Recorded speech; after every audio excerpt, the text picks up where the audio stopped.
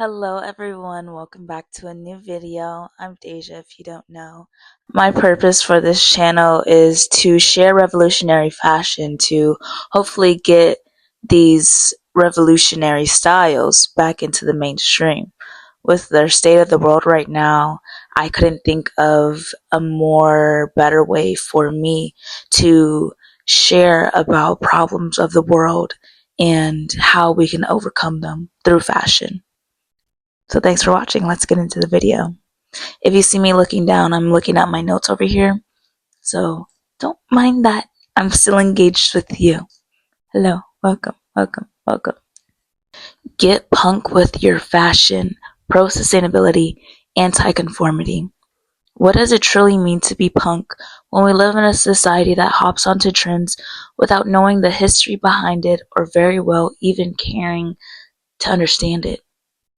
Punk fashion is the physical representation of nonconformity, challenging gender norms, and sustainability. But many people who claim to be punk wear clothes that are mass-produced and lack individuality. But today I'm not here to shit on those people for joining trends. It's okay, it's normal, it's natural.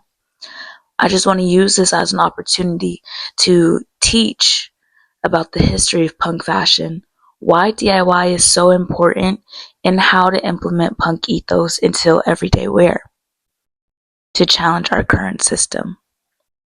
While I'll be discussing this, you'll be seeing me upcycle this jacket that I'm wearing right now on the back. If you can see it, I'm sorry if you can't. It says, "Where are they?" The they are the Black and Indigenous women who are missing but then are found murdered. Where are they? Why are they not protected? Who is looking for them? Who is not looking for them? I'm talking about the officials. Why punk fashion began. The punk movement emerged in New York and then England in the mid-1970s, when there was economic instability and political suppression. The youth felt lost and unsatisfied with the way of life and started rebelling against the system. Punks represented the working class, and when Doc Martens were made with quality, punks wore them to symbolize the grueling conditions them and their families faced. Their purpose was not to conform to society's expectations. They were not happy, and they made sure to show it. That is why their fashion was DIY'd, provocative. It broke gender norms. It normalized lingerie fashion and was about unapologetic self-expression. Being punk and participating in its fashion meant being a part of a community connected by being tired of the ignorance of systems that did not benefit all. But it's not all sunshine and rainbows. Even though being punk was about rebelling against the system, it wasn't about rebelling against systematic racism. It actually upheld it. Ain't that about a bitch? To not generalize people, some punks dismiss Black people and POC as if being punk was an all-white and mainly all-male party. Why do white men who feel rejected from mainstream culture still feel the need to shit on people who are also rejected? Rhetorical question, because it's all about power. Still to this day, Black and POC musicians are underrated in the punk scene, even though they have made contributions to punk's expansion, and also why some of punk musicians are rich today. Hello? When I look at the purpose of the punk movement, I see something that we can relate to right now. We are tired of the constant lies, tired of the monopolies and corporations that run our country, tired of having to live in a system that constantly works against us. The backbone of America.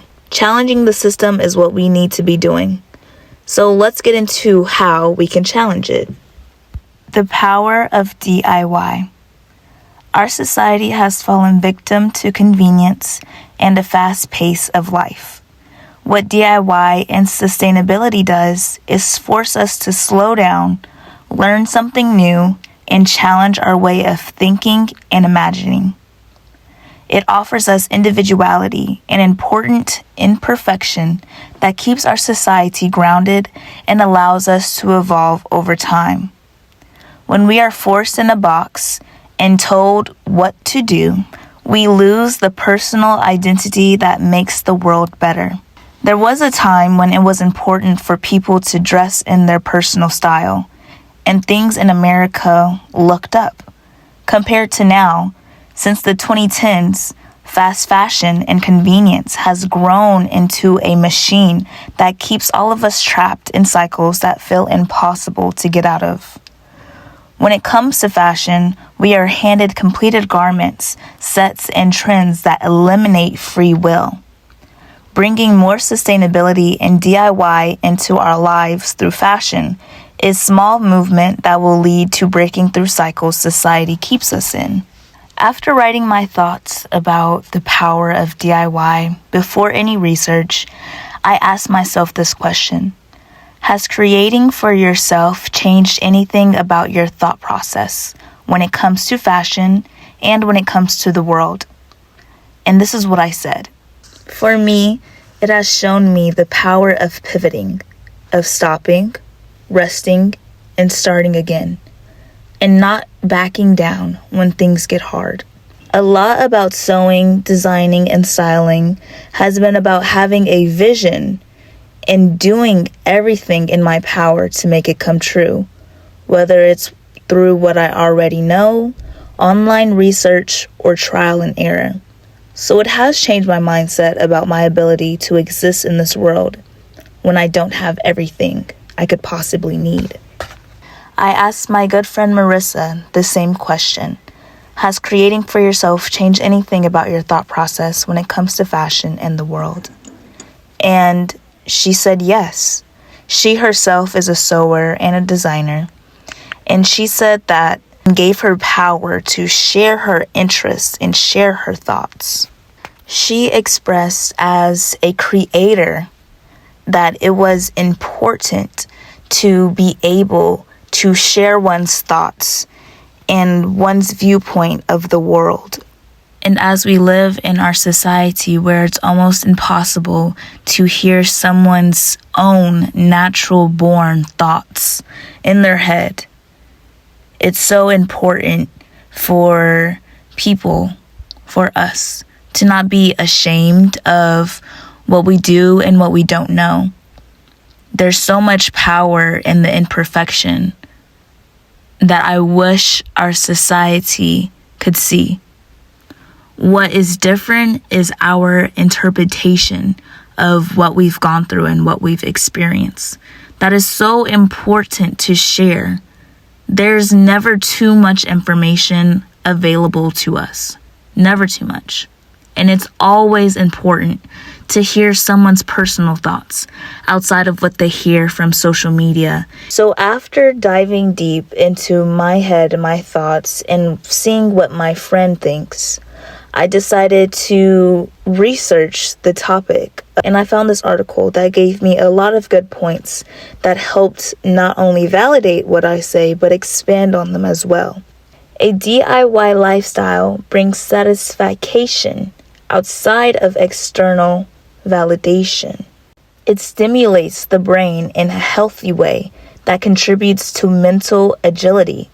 It reduces stress and creates mindfulness. Plus, seeing what you've created in the physical world shows what you've accomplished. I know there will be some people that will say DIY takes too much time. What I believe is that that's not true.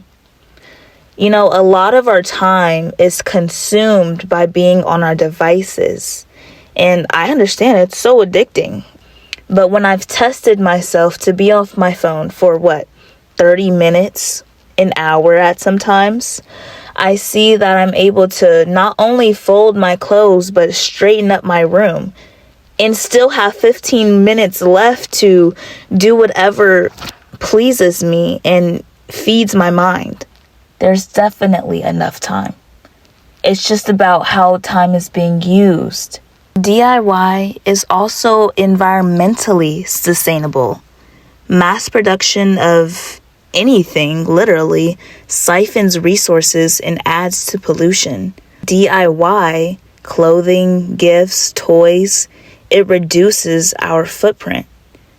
We live in a capitalist world, society, where corporations run on supply and demand. So if we lower demand by creating things ourselves, supply will drop, and along with it, pollution and resource usage. Acknowledge that we consume what we don't need. The Joneses are not real. Missing and murdered Black and Indigenous women.